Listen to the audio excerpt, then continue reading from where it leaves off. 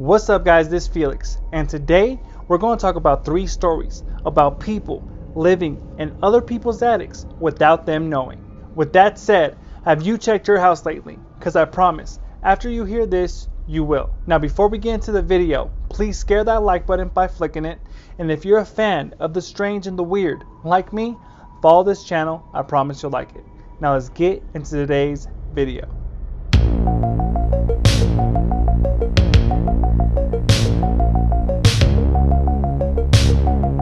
So this first story is the whole reason I check my house before going to bed every night. So there's this guy in New York City living with his girlfriend, and he starts to realize that some things are going missing, especially food.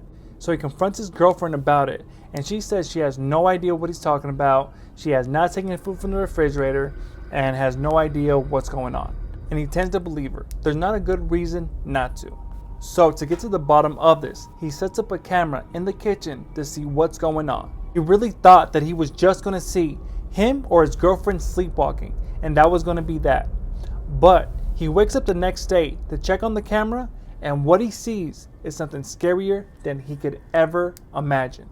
A crazy looking woman comes out of the attic space. She quietly steps down, and the first thing she does is not go to the refrigerator. The first thing she does is go over to the sink, squats down, and pees right in it.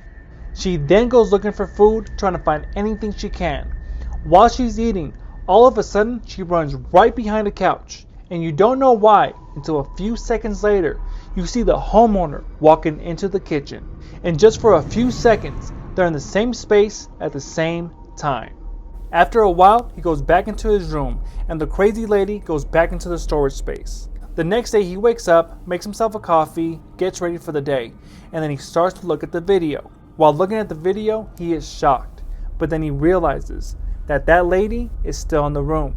So he runs out of there, calls the police, and the police arrive. They go in, grab her, and arrest her.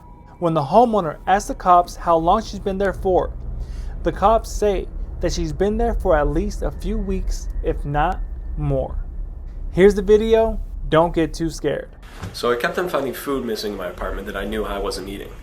I confronted my girlfriend who lives with me about it, and she claimed she wasn't eating it. So I decided I'm going to set up a video camera, I'm going to catch her. This is what I found.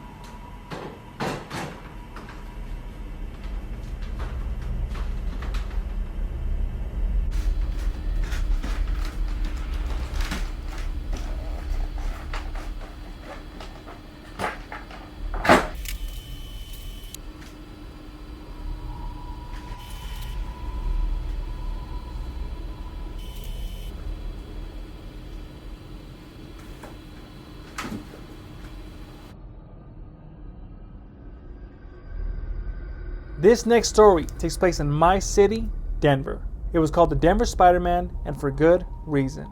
Theodore Connies is a bit of a lost soul. He was super scrawny growing up, so he was bullied and beat up pretty bad by other kids, and he had a lot of hate because of it.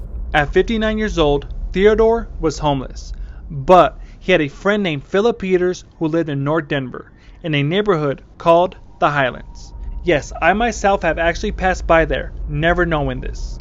So when Theodore went over to Peter's home, Peter wasn't there. So he let himself in, stole some food and money, and when he saw this small opening on the ceiling, he looked through it and it led to an attic.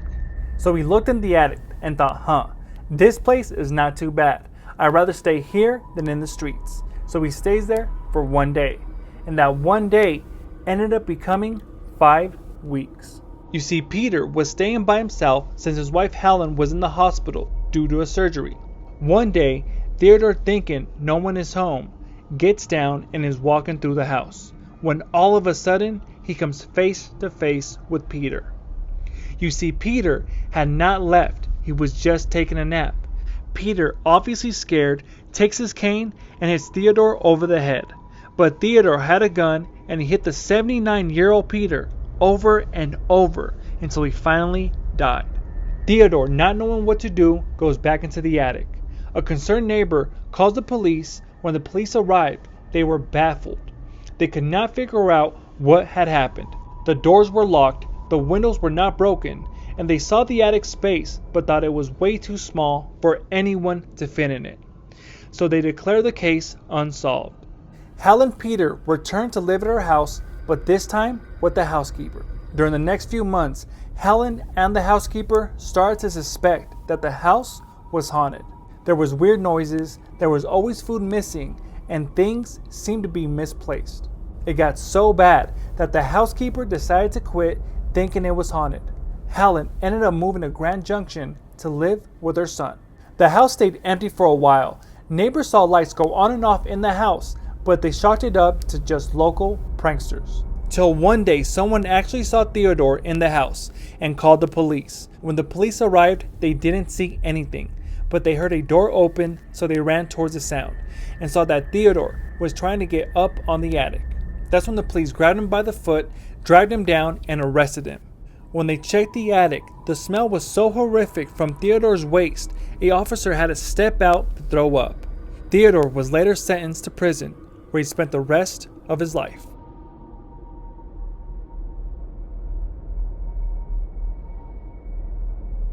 Now this third story is next level crazy, and that's saying a lot compared to the other two.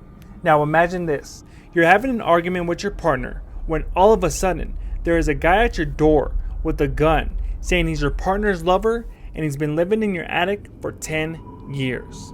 That's exactly what happened to Fred Ostrich. Him and his wife Dolly had been having very intense arguments, until one day Fred sent his employee Otto Sonhuber over to his house to fix his wife's sewing machine. That's when the 33-year-old Dolly started the affair with Otto, who was only 17 years at the time.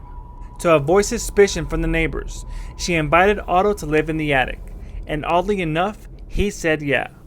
So he lived up there for 2 years, and that's when Fred said that they were moving to Los Angeles. And at first, Dolly said no, but later she would agree under the condition that the house have an attic. Fred agreed and they moved to LA, with Otto moving in a few days later. One night while Fred and Dolly were having one of their fights, Otto thinks Dolly was in danger, so he goes downstairs with a gun. Fred, surprised to see Otto in his home, starts to wrestle with him, and 3 shots go off, all hitting Fred. He immediately dies from the wounds. Scared and frightened, Dolly comes up with the idea of making it look like a robbery.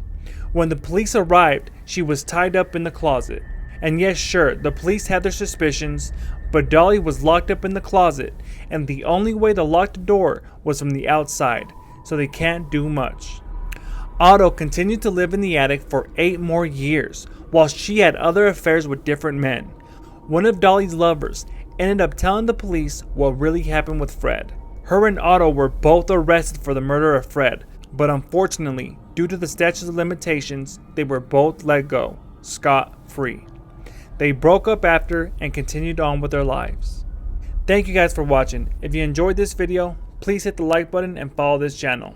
There's a lot more content coming.